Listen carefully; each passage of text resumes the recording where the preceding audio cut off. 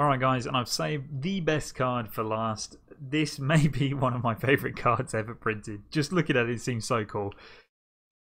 Hi everyone, welcome back to the channel. I've got a whole bunch of cards to show you today. And just so you know, tomorrow will be the final live reveal stream of all the new cards. So actually, by the end of tomorrow, we'll know all of the cards. So I'll be doing another video covering them tomorrow, hopefully. So let's get straight into today. And we'll start with a really special card. And this card is a legendary that is special because on April the 5th, everybody, just for logging in, will be getting this card for free. So everyone will be able to have this legendary. And what's also special about it is that you'll be able to use it in standard before the expansion comes out. So this is going to be in the meta for 4 days before the actual expansion comes out, which is pretty cool. I like it when they do this. They did it with Marin the Fox before. I think they did it with Volcanosaur as well, and it's just a bit of fun. But this card is awesome. It's a legendary which is neutral, so it can go into any class. 4 mana, 2 attack, 6 health. And at the end of your turn, cast a spell you've cast this turn, and targets are random. So it has the Yogg effect, but you can control it a lot easier because if you only play one spell, you know exactly what it's going to play. It's going to just repeat that spell. So make sure you don't play the coin on the same turn you want to play this, because you might just replay the coin. But cards like it can be so, this has got so much value. I'll just start looking at the stats. A 4 mana 2/6 means it's not very threatening, but the 6 health means it should stick around or will be harder for your opponent to remove, which is nice. I think it needs that kind of survivability. But the effect can be absolutely huge. I mean, if you're playing it in the game today, this is rotating out, thank God. But what about priests with lesser diamond spellstones? You know, they summon 4 minions. If this is on the board, you'll summon another 2, so your whole board will just be completely full. And then if you've got more Archmage Varga, they'll each recast a new spell, so you can just think of all the crazy things that could happen in that way. But looking forward to the new, after the rotation, what sort of decks would play this? Well, Resurrect Priest. If you play Mass Resurrection, which is the 9 mana spell, if this guy's on the board, or if he counts as any of your resurrections, then yes, they will recast it again and you'll summon 3 more minions. So that is pretty huge to be able to put that into a Resurrect Priest deck. But it's not just that kind of combo-y type of deck. It's any kind of value deck that plays spells could play this, because Hunter, for example, if you're playing a Spell Hunter, it would be excellent. They've got loads of good spells that you would want to do this on. Obviously, the targeted spells like Kill Command and things could hit your own face, your own minions, so that's not really what you're looking for. But Unleash the Beasts, which is their new card that was released, 6 mana, summon a 5/5 minion with the Rush. That will then resummon another one at the end of your turn. That's huge value. And of course, it's stacking up Zul'jin that you can play later as well. And any sort of card that summons minions is going to be... any spell that summons minions is going to be excellent with this card. I can't really see any big OTK kind of combos, which I'm quite pleased about. Maybe there will be something like that. If you're playing Mind Blast Priest type deck, then yes, if you play Mind Blast, it will always hit your opponent's face, so the target won't be random in that instance. So yes, you could get an additional Mind Blast, but if you've played any other spells in that turn to kind of get to that point, then it might cast them and rather than the Mind Blast, so you don't really know for certain. But yeah, any kind of card draw, if you played a small card draw spell, this at the end of your turn is just great. You'll draw 2 more cards as long as you're not going to overdraw. It's fantastic. It just doubles the effectiveness of a lot of the spells. Any kind of twin spell as well will then add the second twin spell back into your hand. So it's brilliant. Lots of really strong possibilities with this card, and it's really cool that it's going to be available to everyone. And this is a legendary that they're giving to everyone. Not like Marin the Fox, where you'll never play it. This you could play in absolutely any deck that plays spells, I should say, I suppose. But it will be good. It may not be game changing, but it will be good. You'll get some really strong value. And what I like about these cards, these low cost cards that are dangerous, is when you play it, your opponent will panic. So if you've got a terrible hand and you're trying to stick in the game You think, okay, I'll just play this on as a tempo play. It's not a very good tempo play, but your opponent will panic and they will make trades into it. They will use their resources to get rid of it because you just don't know what's coming. So it's another cool one. Spirit Seeker Umbra was another card like that. That you put it on the board, you just have to remove it. So a cool card, and everybody's going to be able to get it, so that's awesome. A couple of other cool combos I should probably say about with this card that I thought of is obviously board buffing mechanics. So Power of the Wild would be excellent because if you've got minions on the board and you play Power of the Wild, then at the end of the turn you'll get another Power of the Wild to buff them. So any kind of board buffing mechanics would be really cool. But one really quite interesting one I've thought of is Archmage Vargoth on the board. You play Void Contract to destroy half of your deck and half of your opponent's deck.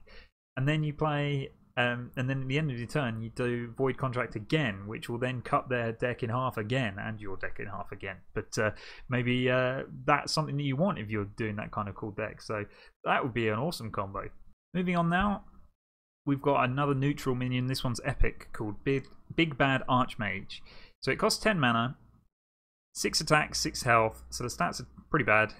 But at the end of your turn, it summons a random 6-cost minion. So I've been through some of the 6-cost minions in one of my other reviews, and there are a lot of really good ones. Sun Fury Protector, of course, is a 4/5 with Divine Shield and Taunt. That would be great if you could summon a 6/6 and that. It's kind of worth it for 10 mana. But ultimately, it's not going to be a huge play. If you put 2 6/6s onto the board, let's just say that's what happens, that's kind of worth 10 mana, right? That's a 10 mana 12/12. It's not a very powerful play, it just kind of puts these 2 minions on the board. Yes, there are better minions like Damaged Stegatron you could get with this, which would then make it a very strong 10 mana play, but in general, it's going to be a pretty meh sort of play. Where this is going to be really good is if you could recruit that minion onto the board. If you can summon it randomly, so something out of heavy metal. If you've got 10 armor, you play heavy metal. If you're lucky, you get something like this, and then that's not bad. But it's only really when you can get the snowball effect, because it is at the end of every turn. It's only really when you can get that effect that is going to be useful. I think maybe a Resurrect Priest type of deck could use this as well, because you could get some good value out of it. But do you want to resummon this, or do you want to resummon another big 10 mana minion? I'm not so sure. Cards like this, which are very weak and in stats and are 10 mana, are very difficult to play. But I think it could see a deck, but it's going to be a bit niche. It's not going to be the sort of card that you desperately want to play on turn 10 without any synergies. Next up is Desperate Measures, a twin spell for Priest. It's 1 mana, and it casts a random Paladin Secret. So Paladin Secrets aren't very strong, but if you put them in a Secret Paladin deck, they're pretty good. And we've already seen some synergy cards to go with Paladin. So there's a new legendary that will trigger your secrets twice. So if Secret Paladin becomes good, this here is a very good card to put into it. The downside first, it's a random Paladin spell, so you don't know, Paladin Secret, so you don't know which one it's going to be. But that works two ways, because if you don't know what it's going to be, your opponent has got no idea what it's going to be. It could be any of them, so that's good. But where this spell really shines is the fact that drawing a Paladin Secret at almost any point in the game is bad, because it's just a 1 mana spell. It's not very powerful. But here, this kind of negates that, a lot of it, because it gives you 2. So if you were to top deck this late game, yes, you're only playing a Paladin Secret, but you can play 2 of them because it's twin spell. And to me, that's pretty important, especially in a Secret Paladin deck. So although it's not going to set the world on fire, I think they've put in some pretty decent tools for a Secret Paladin deck, and this will definitely be one of them. Next up, I really don't know what to say about this card. I think this may be one of the best value cards ever printed. It's Taz Noswhisker. He's 7 mana legendary, 6 attack, 6 health, and whenever you shuffle a card into your deck, add a copy of it to your hand. I mean, this is incredible. It's a 7 mana 6/6, so it's not even that weak. The stats are weak, but it's not that bad. But when you shuffle a card into your deck, you will then add a copy of that to your hand as well. So instantly you're thinking Academic Espionage. If you've got an empty hand, or if you've got 3 cards in your hand, you've got 10 mana, you play attack, then you play prep, then you play Academic Espionage, right? Your hand will then be refilled with 10 1-cost cards from your opponent's class, and they'll also be shuffled into your deck for later. So not only will you be able to tell instantly what you've got and what to expect coming, but you've got the next turn 10. You can spend 10 cards in one turn, and they could be awesome cards. I mean, the problem with that espionage is they could be bad, but that's just huge. It's huge value. It also synergizes massively with Togwaggle's scheme, which shuffles a minion into your deck. So you could actually do that with Taz for a very low cost, even if you haven't got prep and espionage. You could just use it on your Pogo Hoppers, for example. Pogo Hopper, one of the huge issues with Pogo Hopper decks is the fact you can't get the cards into your hand. You can play them a couple of times. Yes, you can shuffle them. You get them all into your deck, but then it's getting them back and being able to play them, which is pretty huge. But if you've got Tack, you play Tack for 7 mana, you play one of your Pogo Hoppers for 2 mana, then you play the Togwaggle scheme, and let's just say you only shuffled 3. So you haven't even kept the scheme for very long. You just shuffled 3 into your deck. It puts 3 more Pogo Hoppers into your hand, and that is a massive impact on the board. Man, I can't see many downsides in this card. I think if you're playing it in a Pogo Hopper deck or an espionage deck, which is what you would want, I should also say Lab Recruiter synergizes perfectly with this as well. But the problem with those types of decks potentially is that Tack is a legendary. You're only going to have 1 copy, and when you're playing those decks, you need to be shuffling minions into your deck. So if Tack's in your bottom 10 cards, it's going to be quite hard to make this deck work. Because the more cards you shuffle into your deck, the less likely you are to draw Tack. So that's one downside, but ultimately this is a huge value card. Getting that Academic Espionage playoff, which isn't even that difficult, to be honest. It's not going to be that hard to have a prep, an Espionage, and Tack in your hand. Even if you've already got... So that combo costs 3 cards. Even if your hand was 5 cards full and you were left with 2, and you only get 8 cards in your hand from Tack, who cares? That's huge value. So I'm really excited to play this because Thief Rogue, Value Rogue, that type of stuff looks like it could be quite powerful. It's going to be very slow, but Tack really helps to kind of bridge that gap and make it a really strong deck. So this seems really powerful to me. A nice card that I'm going to look forward to playing. Next up, we move on to more support for this Heal Druid class. I'm not really excited to play Heal Druid. It doesn't sound that fun, but they're going to need something because they're losing a lot of armor cards. And this card's a very good one. This is Life Weaver, a 3 mana 2/5, so some nice stats on there for a 3 mana card. Whenever you restore health, add a random Druid spell to your hand. So we've already seen some Druid spells released, which can synergize with this. Of course, you've got the Dreamway Guardians, which are the 2/1/2 minions for 2 mana that have lifesteal. So if you play this card on turn 3, straight after you've played Dreamway Guardians, you can instantly add 2 Druid spells to your hand, which is fantastic value. Again, following this theme of really strong value cards. And there's also the other Druid spell, Crystal Power, which is deal 2 damage to a minion or restore 5 health. So that again can be something that you could synergize with this card. Also, Ziliax, Earthen Ring Farseer. So there isn't a lot of healing support, but the actual core Druid cards that they're putting into this kind of archetype, I think, are excellent. So an interesting concept, but it sounds a little bit lame, but there'll be some good value there. So this is on it. If the archetype's good, this is a strong card. And to kind of cement the Life Steel Druid, which I'm still not convinced will work, but they've got a legendary called Lucent Bark, which is an 8 mana, 4 attack, 8 health minion. It has Taunt, which is huge actually, and it has a Death Rattle of Go Dormant. When minions go dormant, it means that they're just on the board, unable to interact. So it becomes like a little solid minion on the board that doesn't do anything. But when you restore 5 health, it will come back. Now, if there are enough healing cards in Druid to make this worthwhile, then it's a very strong value card, because if you played this as an 8 mana 4/8 with Taunt, it's not worth it unless you can bring it back at least once. But it's not going to be that difficult. I spoke about the other cards previously. You could get this back in 1 turn. And it's just a really nice card to stall your opponent. 8 health's quite high. They might have to make a couple of trades into it. The 4 attack's going to do some nice chip damage. So yeah, a good value card. If you could play this on turn 8 and then stick it around for most of the game, then yes, you're going to get a lot of value from it.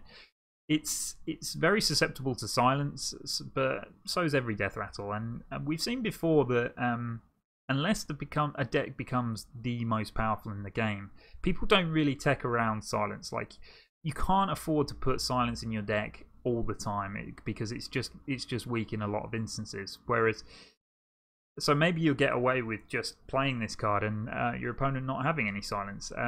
It's not super strong, but in terms of value, it can be really good because of just being able to summon kind of on demand a big taunt minion to protect other strong minions that are winning you the game.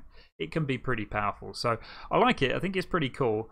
But I think they're still just a little bit light on the healing mechanics. I don't think you'd really want to play this just yet. There needs to be more either lifesteal minions or lifesteal spells for Rogue. Druid, I mean. Maybe we'll see some. Next up, a rare spell for Paladin. This is called Call to Adventure. And it's a 3-mana spell which draws the lowest cost minion from your deck and gives it +2/+2. So this is clearly aimed at a Immortal Prelate deck. So that's if you built your deck to make the Prelate your lowest cost minion, it means you can only put that as your only 2-drop and no 1-drops. But you would give your Prelate +2/+2 and it's constantly being buffed. Now this is important for the Immortal Prelate because they're losing the Call to Arms in Paladin. So drawing that card out is going to be really difficult and really important if you want to keep cycling the benefits from these buffs. So Call to Adventure fits into that deck. I can't really see any other good benefits of this. It's 3 mana, draw 1 card and give it +2/+2 in stats. And the reason it works with the Prelate is because that's already been buffed before maybe, and also that 2/+2 is permanent for the game because when it dies it will retain that buff. So that's the only thing that makes it decent. I don't think you would want to play it just to draw another low cost minion and give it +2/+2. It's just not very strong. The problem with Immortal Prelate is they're losing the Spygrid Steed, which was huge. Giving it your Prelate taunt is going to be what's really important to that deck, and as of now there isn't really a way to do that. So I don't see this deck really being that powerful unless we can give the Prelate taunt as well. So this card probably won't see much play. I don't really see the benefits of it outside of playing it in an Immortal Prelate deck, which if that doesn't work then this certainly won't. Next is a card that certainly will work, and this is Underbelly Fence.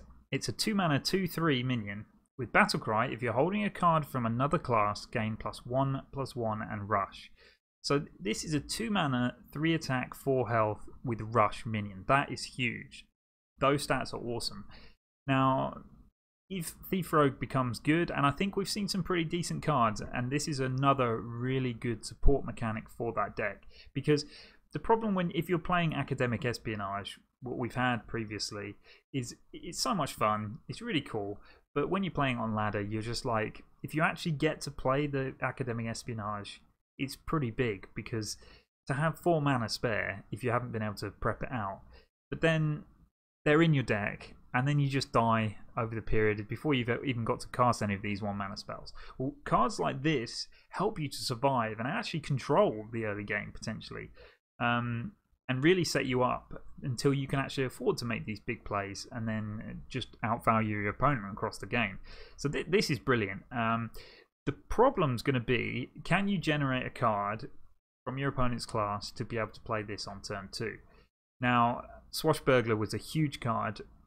It was a 1 mana 1/1 that gave you a card from your opponent's class. That would be awesome with this card. That isn't in the game, but they do have Pilfer, which was the new classic card which was added probably about 6 months ago now. Not a good card because it's a 1 mana spell that just gives you a card from your opponent's class. But if it will activate cards like this, then yes, it's awesome. So maybe Pilfer will see some play in this kind of deck. But this is a very strong card if you can get it to work. And again, if Thief Rogue doesn't work, then this card won't work. But I think it's pretty good. I really hope so, because I will enjoy playing that deck a lot. Next up is Aranasi Broodmother. This is a 6 mana minion with Taunt, 4 attack, 6 health, and it's a demon. When you draw this, restore 4 health to your hero. This card's kind of interesting. The heal effect is nice, so when you draw it, healing 4 health can be good, because Warlock is in a bit of a tight spot because they're losing Gul'dan, which had a lot of healing potential for them, not just the armor but the hero power gaining healing, and also they're losing Spellstones. So Warlock's going to struggle with healing in control matchups, I think, in the new expansion, but cards like this might help them. The problem is if you draw it early on, then you may not have even lost any health, and then it's just useless, you don't gain the benefit. So is it something you want to use? Well, I don't think the downsides in stats are enough to warrant putting in your deck and getting the extra 4 health, because it's quite a weak taunt minion to play for 6 mana. But shuffling this into your deck with cards like Plot Twist might be a good way for you to constantly draw and heal yourself back up with this card. So I don't really see this as a very strong card. It's not going to see play unless you're playing a long game kind of control Warlock deck that really needs healing. But I suspect if there are better ways to heal, then I don't think Warlock will play this. But at the moment, there doesn't really seem to be. So it could potentially see some play. Let's move on now and look at some Hunter class cards. And this one is called 9 Lives. It's a 3 mana spell, which is epic. Discover a friendly Death Rattle minion that died this game and also trigger its Death Rattle. This is a nice card, and obviously one which wants to kind of synergize with Oblivitron, which is a Death Rattle, summon a minion from your hand and trigger its Death Rattle. So this is a way that you could have Oblivitron die, you play 9 lives, you can bring Oblivitron back and trigger its Death Rattle to summon another minion in the same turn and still have Oblivitron on the board. So for 3 mana, if you build your deck correctly around this type of card, then it can be very good.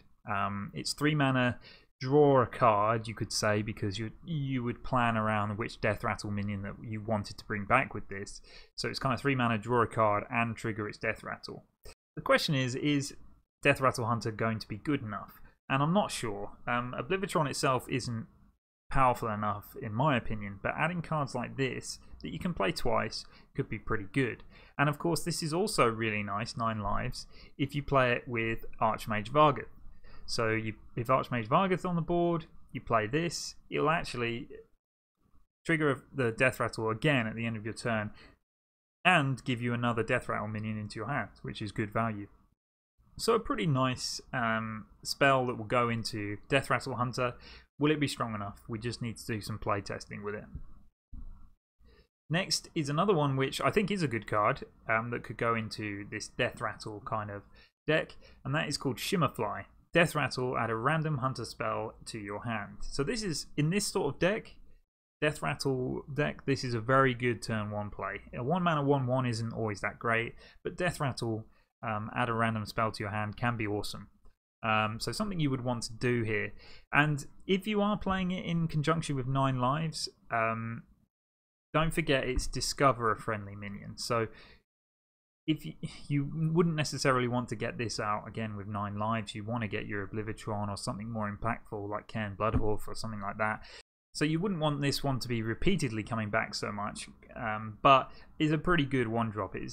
Decks that are going to be successful always need to have a good 1-drop, because Hearthstone has shown over the history that if you don't put minions onto the board or power onto the board, you're going to find it very hard to catch up, especially if your opponent's playing a high tempo deck. And yes, this doesn't put a lot of tempo on the deck because it's just a 1 mana 1/1, but it's extra card generation, which in Hunter is important because of their issues with card draw specifically. So yeah, a nice solid card which will go into a deck if it's Death Rattle. Now this card as well may even make it into decks that don't play Death Rattle, and the reason I say that is because adding a random hunter spell to your hand can be nice, especially in the early game when you haven't got many cards in your hand. This is just one that will, you play a card, get a card back. So potentially a Spell Hunter type deck would want to play this because it just gives them extra fuel for their Zul'jin later on in the game. So a really cool card actually. One which is not overpowered or anything, it's not going to blow anyone away, but a good value card to play on turn 1. Moving on to Warrior, and this is a 10 mana spell, so really expensive. You don't get many 10 mana spells, but this one is called Dimensional Ripper. It's rare and it summons 2 copies of a minion in your deck. Is this card good? I don't think so right now. There are obvious huge synergies here with a big warrior type deck. So if you have a deck full of just big minions, then this can be great. If you spend 10 mana and you summon 2 8-drops, it's good value. Anything below that, maybe not. So you really want to be having the big minions that you can summon to make this work. And it's not a discover mechanic, it is just summon 2 copies of a random minion in your deck. So you couldn't like discover 2, that would be quite good because then you could pick a big taunt to protect something else.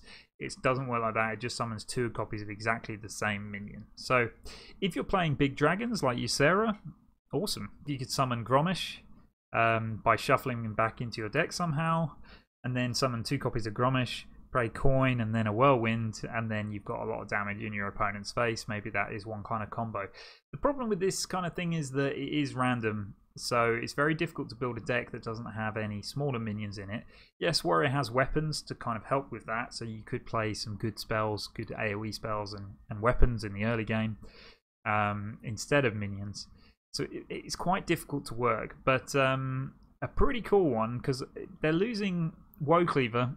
So Recruit Warrior is losing Woecleaver, which is huge, and they're also losing Gather Your Party, which is another recruit mechanic. So I don't really see how this fits in at the moment, but maybe we'll see some more support for them.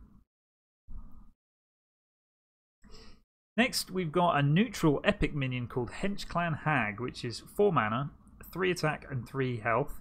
And this is a good card. I think we've seen a lot of good cards released over this expansion. I'm surprised we had so many bad ones in Rastakhan and Boomsday, because if they just released some cards like this in some of the previous expansions, they would have seen play. And this one it's Battlecry. Summon 2 1/1 amalgams with all minion types. So what that means is they're Murlocs, they're Mechs, beasts, etc. So they have every tag, every clan tag is on those 1/1 amalgams. So if you look at it just individually, it's a 4 mana 5/5. If something 5/5 worth of stats, so it's very good to play. The only downside being it's weak to smaller AoE, such as a Hellfire, for example. So you would rather have a 4 mana 5/5 minion than this, in the case that your opponent plays some AoE. But you know, if they've got it, they've got it, and if they haven't, they haven't. So. But where the advantages of this is a battle cry of summoning 2 1/1. So yes, these 1/1s are quite weak and may die, but it's really important that it summons 2 extra 1/1s because there are some other synergies, like Murlocs, for example. These would both synergize with a War Leader, so you'd get extra attack from these 1/1s if you did them as well. Also, the Murloc that grows when you summon other Murlocs, it would synergize with this. Timberwolf in Hunter, because they're beasts, you could give them plus extra attack. So it's really good. Any kind of token deck would want to play this as well. So if you're playing Token Druid, it's just extra tokens on the board that you can buff.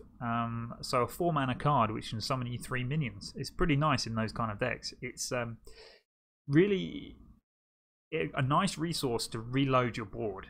Even though the 1/1s aren't going to be that powerful, you do need to synergize other cards with them to make them powerful. But this is a neutral minion, and the amalgams will work with any deck that you want to play, any clan deck that you want to play. So it's really cool. I don't see too many downsides with this. I mean, even if you're playing just a normal mid-range deck, 4 mana 5/5 in stats is quite nice. So I think you'll see this card pop up quite a lot. Alright guys, and I've saved the best card for last. This may be one of my favourite cards ever printed. Just looking at it, it seems so cool. Archivist Elysiana, an 8 mana 7/7, and it has the battle cry of discover 5 cards and replace your deck with 2 copies of each. So just to break that down, what it means is your whole deck will be removed and it will be replaced with 10 cards, 2 copies of 5 cards, which you will be discovering. So you discover 3 at a time. 3 cards come up, you pick 1. 3 more cards, pick 1. So you're picking 5 cards from a choice of 15 almost. Wow, this is so cool. So it's a crazy card. Really, you don't see many cards like this that have that much of an impact on the game. So In some instances, you don't want to do this because you'll be losing your whole deck. But I think where this has some huge value is in long games that go into fatigue. So if your deck's empty, then you play this, you'll get 10 new cards in your deck. So it's a way to kind of play with 40 cards in your deck rather than 30. So that is really kind of powerful, but it won't often come up because not every matchup will take you to fatigue. Now, I talked about Void Contract earlier, and the way you could use that to destroy your opponent's deck and your deck, but this is a way that you could negate that problem. You could also play this with Myra's Unstable Element, so once you've drawn your whole deck, if you still have this, you could play it to add more cards into your deck. I don't think that's that efficient though, because I think you would rather use Espionage to do that. So, but that is one possibility that you could use it. But where I am going to use this, and I'm going to use it every game, is with Hakar. So you can play Hakar, put the Bloods in your deck, and then just destroy your whole deck. You don't need it anymore, and all the Bloods will go with it. So what a cool card. In terms of power level, it's situationally very, very powerful. But in a lot of games, it just won't mean very much at all. You know, if you're playing against an aggro deck, this isn't going to do much for you. But this is the sort of card that I love. It's just going to make so many fun games, so many cool games. And the fact that you're discovering cards rather than giving you 5 or 10 random cards, you get to discover them. So you've got a bit of control over what do you want: removal spells, do you want big minions, do you want expensive cards? You know, it's really good. So many good possibilities. And it also gives the possibility to some kind of deck. So Secret Paladin, for example.